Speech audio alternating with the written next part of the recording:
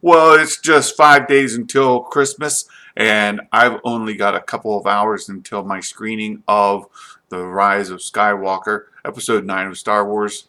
And as a couple days ago, I posted a video of my review of the audiobook of The Force Awakens. As we approach The Rise of Skywalker and watching that, I just wanted to go back and not only rewatch the movies, but listen to the audiobooks again as well, just to pick up on the additional content that's in the novel format that's not included in the movies. So this will be a pretty short review, but I just wanted to bring up a couple of points that I picked up out of the book that weren't really in the movie.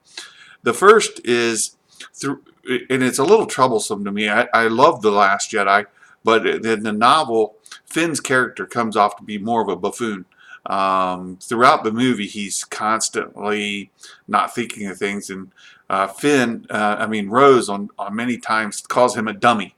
Hey, dummy, this or that. So it's a little off-putting because I think of Finn as being a better character than that, and the novel just doesn't give him that kind of credit. The second thing as it relates to Rey is you get a lot more of her internal thoughts as she's thinking about Finn and she's thinking about Kylo. I've always been more of the mindset of seeing Rey and Finn come together at some point rather than Rey and Kylo. So I know there's the Reylo group out there, and there's a group called Finn Reys that talk about shipping. I guess I would fall more in that Finn Rey category, and that's really supported by what you read in the novel. Rey thinks very fondly of Finn whenever she has those interactions, and towards the end of The Last Jedi, after they're on the Falcon, as she's boarding the Falcon, she shuts herself off from Kylo completely, and it seems a very harsh kind of cutoff. From what I understand in The Rise of Skywalker, that's liable to be kind of taken back a little bit, but that's just what I picked up out of The Last Jedi. The last thing is, at the very last part of the audiobook, they go back to Octo, and on there, the caretakers of Octo are kind of dealing with Luke's robes and his leftovers, and they're making up for the mess that Rey made when she was there, and they're kind of fixing these things up. And they gather together all of Luke's belongings, and they take it and put it in a storehouse of sorts.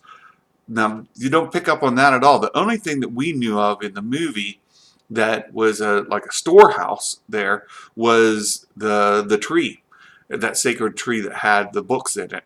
And of course, Rey took those and stored them away on the Falcon when she left Octo.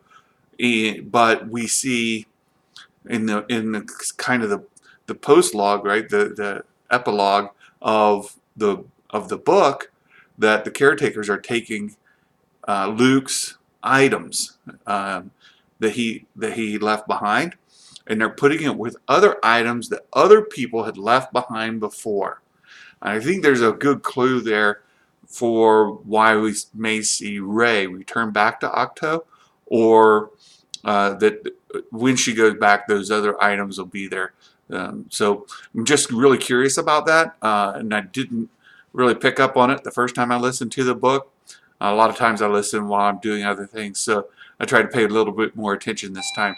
So just wanted to share that with you all, and I'm very excited. I'm down to just over 3 hours from getting to see The Rise of Skywalker myself, and I look forward to talking to you all about that later.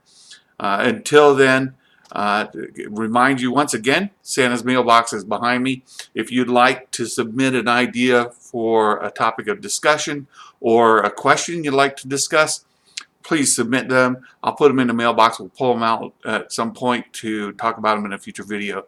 And Until then, I hope you all enjoy the Rise of Skywalker, and may the Force be with you. Ho, ho, ho! Merry Christmas!